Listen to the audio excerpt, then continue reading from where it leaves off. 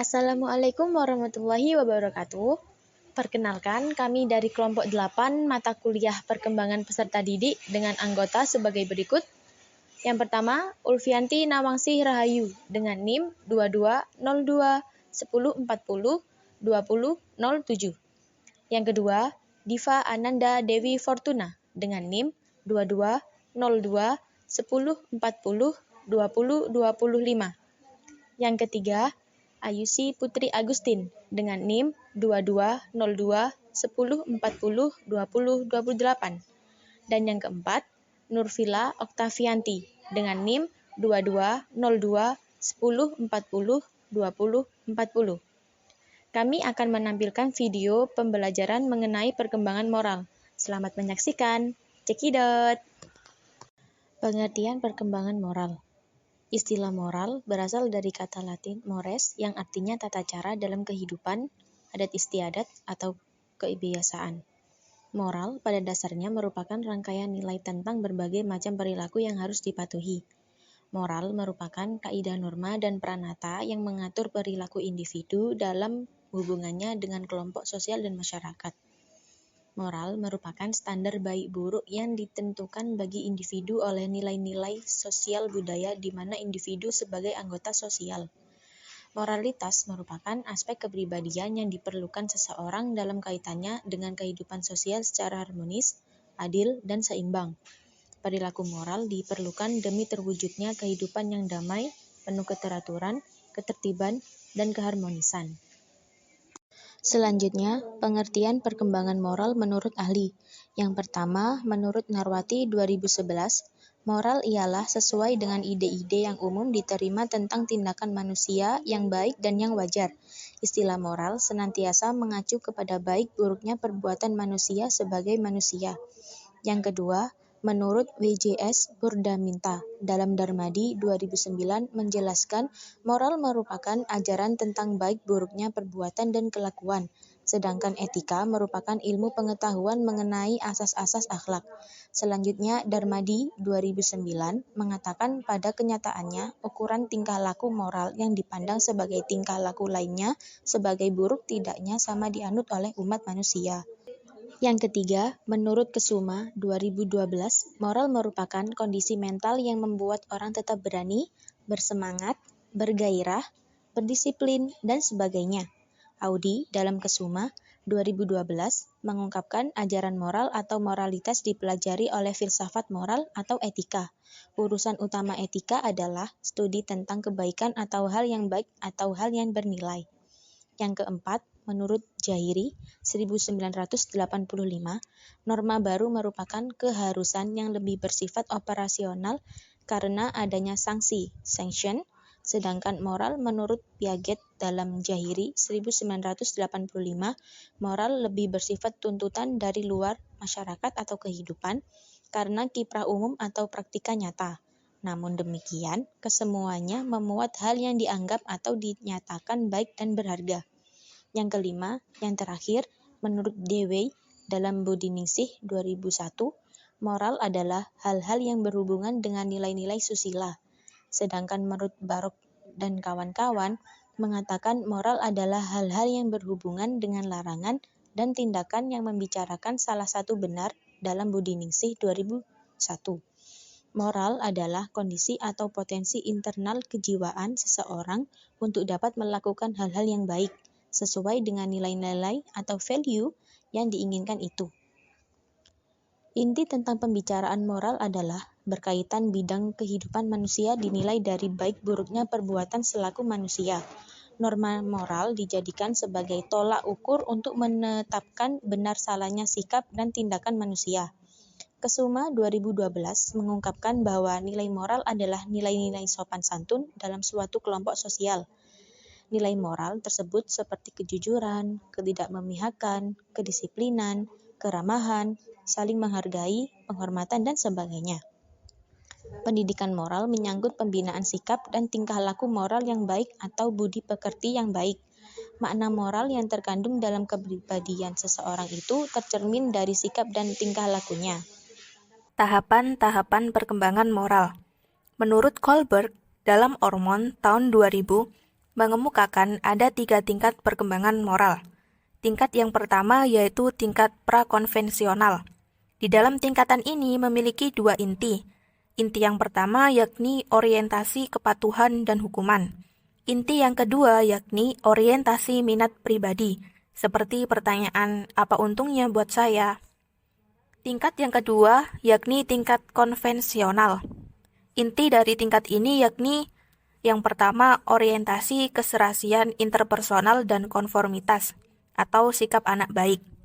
Inti yang kedua yakni orientasi otoritas dan pemeliharaan aturan sosial atau moralitas hukum dan aturan.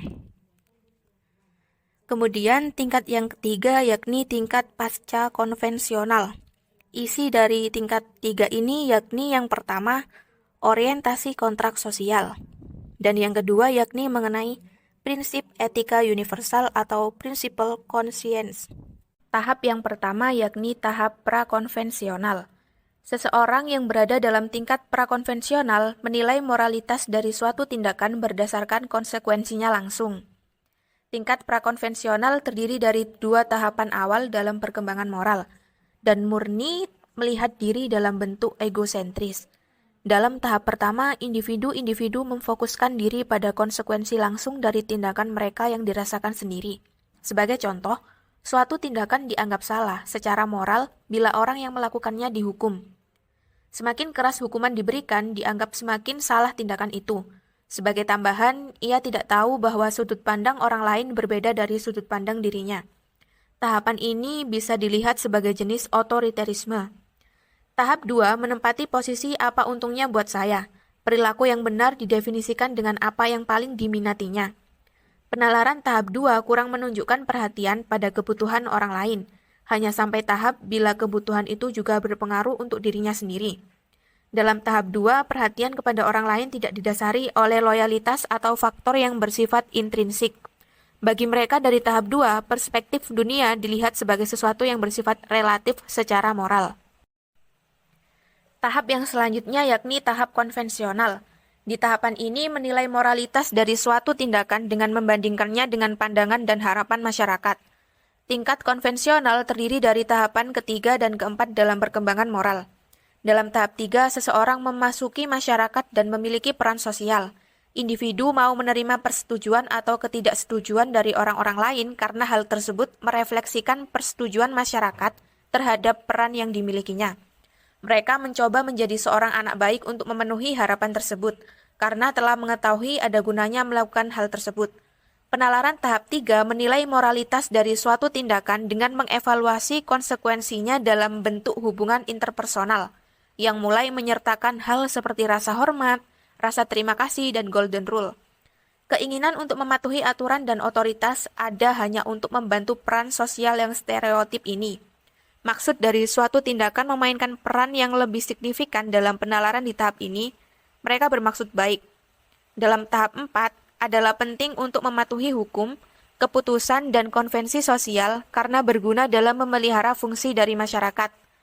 Penalaran moral dalam tahap 4 lebih dari sekedar kebutuhan akan penerimaan individual seperti dalam tahap 3. Kebutuhan masyarakat harus melebihi kebutuhan pribadi. Idealisme utama sering menentukan apa yang benar dan apa yang salah, seperti dalam kasus fundamentalisme. Bila seseorang bisa melanggar hukum, mungkin orang lain juga akan begitu, sehingga ada kewajiban atau tugas untuk mematuhi hukum dan aturan. Bila seseorang melanggar hukum, maka ia salah secara moral, sehingga celaan menjadi faktor yang signifikan dalam tahap ini karena memisahkan yang buruk dari yang baik. Tahap yang terakhir yakni tahap pasca konvensional. Dalam tahap 5, individu-individu dipandang sebagai memiliki pendapat-pendapat dan nilai-nilai yang berbeda, dan adalah penting bahwa mereka dihormati dan dihargai tanpa memihak. Permasalahan yang tidak dianggap sebagai relatif seperti kehidupan dan pilihan jangan sampai ditahan atau dihambat. Aturan-aturan yang tidak mengakibatkan kesejahteraan sosial harus diubah bila perlu demi terpenuhinya kebaikan terbanyak untuk sebanyak-banyaknya orang. Hal tersebut diperoleh melalui keputusan mayoritas dan kompromi. Dalam tahap 6, penalaran moral berdasar pada penalaran abstrak menggunakan prinsip etika universal. Hukum hanya valid bila berdasar pada keadilan. Dan komitmen terhadap keadilan juga menyertakan keharusan untuk tidak mematuhi hukum yang tidak adil. Seseorang bertindak karena hal itu benar dan bukan karena ada maksud pribadi, sesuai harapan, legal, atau sudah disetujui sebelumnya. Walau Kohlberg yakin bahwa tahapan ini ada, ia merasa kesulitan untuk menemukan seseorang yang menggunakannya secara konsisten. Tampaknya orang sulit, kalaupun ada yang bisa mencapai tahap 6 dari model Kohlberg ini. Faktor-faktor yang mempengaruhi perkembangan moral pada anak. 1. Kurang tertanamnya jiwa agama pada setiap orang atau masyarakat. 2. Keadaan masyarakat yang kurang stabil. 3. Banyaknya tulisan dan gambar yang tidak mengindahkan dasar moral. 4. Tidak terlaksananya pendidikan moral yang baik. 5. Kurangnya kesadaran orang tua akan pentingnya pendidikan moral dasar sejak dini. 6. Banyaknya orang melalaikan budi pekerti. 7. Suasana rumah yang kurang baik. 8. Kurang adanya bimbingan untuk mengisi waktu luang. Maka dari itu, sebagai orang tua harus lebih menerapkan nilai moral untuk anak, supaya anak memiliki moral dan nilai agama yang baik. Karena semua perilaku yang ada pada diri anak juga menyangkut kepribadian dan juga merupakan faktor bagaimana bimbingan dan peran dari orang tua. Materi selanjutnya yaitu mengenai contoh-contoh dari penerapan nilai moral. Yang pertama yaitu toleransi. Aktivitas ini merupakan salah satu kewajiban kita sebagai warga negara yang baik untuk menerapkannya di berbagai lingkungan, seperti pada lingkup keluarga, lingkungan pendidikan, hingga lingkungan masyarakat. Toleransi dapat menciptakan suasana yang damai, tentram, hingga mencegah terjadinya konflik. Hal ini dikarenakan setiap warga masyarakat berusaha untuk mengerti dan menghormati perbedaan-perbedaan yang ada dan mereka jadikan sebagai kelebihan berupa terciptanya kekayaan budaya yang ada di masyarakat. Selanjutnya yaitu menghormati dan bersikap sopan.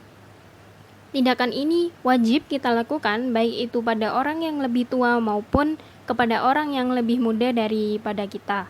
Hal ini karena tata krama dan sopan santun adalah cerminan pribadi seseorang. Apabila seseorang tersebut tidak menjaga tingkah lakunya dengan baik, maka ada kemungkinan bahwa seseorang tersebut memiliki pribadi yang kasar dan sulit ketika diajak untuk melakukan suatu pekerjaan bersama yang melibatkan banyak orang.